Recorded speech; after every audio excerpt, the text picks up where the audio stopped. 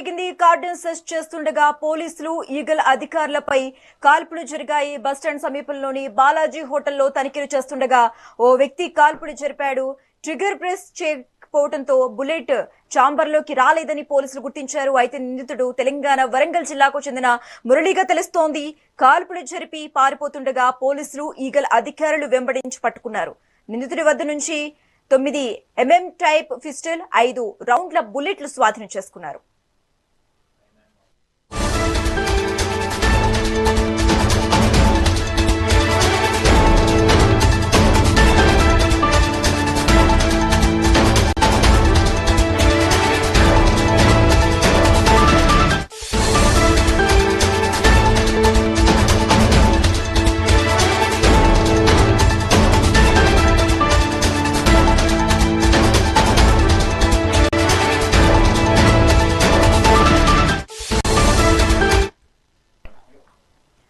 విజయవాడలో కాల్పుల కలకలం రేపాయి. కార్డన్ సెర్చ్ చేస్తుండగా పోలీసులు ఈగల అధికారులపై దాడులు జరిగాయి. బస్టాండ్ సమీపంలోని బాలాజీ హోటల్లో తనిఖీలు చేస్తుండగా ఓ వ్యక్తి కాల్పులు జరిపాడు.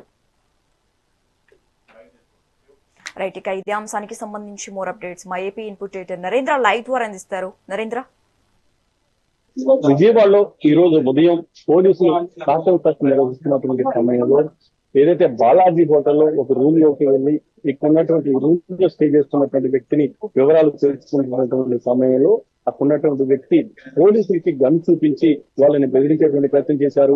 ఒక సమయంలో కూడా పోలీసులపై కాల్పులకు కూడా తెగబడ్డాడు. అయితే గన్ లాక్ చేసుకుంటంతో పోలీసులకు ఎలాంటి ప్రమాదం కూడా కలగలేదు.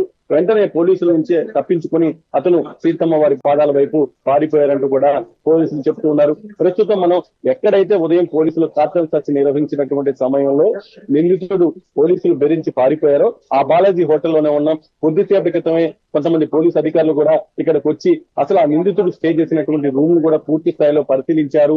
అతను ఎందుకు విజయవాడకు వచ్చారు, అతనికి సంబంధించినటువంటి వివరాలు ఏమున్నాయనే దాని మీద కూడా ఇప్పుడు పూర్తి స్థాయిలో పోలీసులు ఫోకస్ పెట్టారు.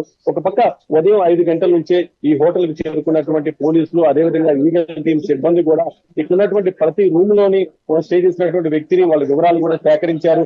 తర్వాత ఏదైతే లగ్జరీ రూమ్ నెంబర్ 9 దగ్గరికి వెళ్లి ఆ రూమ్ లో ఉన్నటువంటి వ్యక్తిని వివరాలు సేకరిస్తున్నటువంటి సమయంలో ఆ నిందితుడు పోలీసులు గన్ చూపించి బెదిరించి పోలీసుల మీద కూడా కాల్పులు తెగబడ్డాడు. అయితే గన్ లాక్ చేసి ఉండటంతో పోలీసులకైతే ప్రమాదం కలగలేదు. వెంటనే పోలీసులు బెదిరించి అక్కడి నుంచి తప్పించుకొని అతను పారిపోవడంతో కూడా పోలీసులు చెప్తున్నారు. అతను ఇప్పటికే ఈ సంవత్సర కాలంలోనే దగ్గర 3-4 సార్లు ఆంధ్రప్రదేశ్ కి వచ్చినట్లు కూడా కొంత ప్రాథమికంగా చర్చ జరుగుతుంది.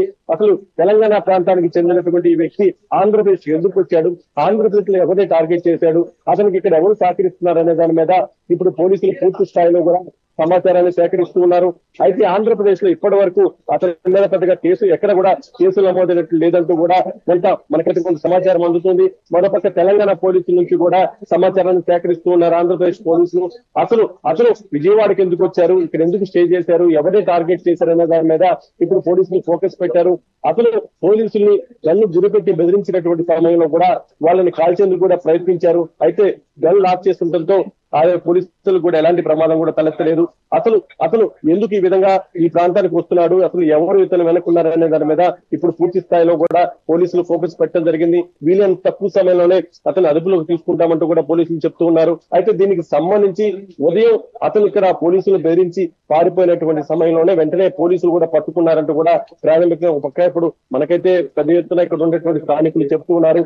ఏదేమైనప్పటికీ అతనికి సంబంధించినటువంటి పూర్తి సమాచారం కూడా మనకు అందేటువంటి అవకాశం ఉంది. Okay right, thanks for the updates Narendra.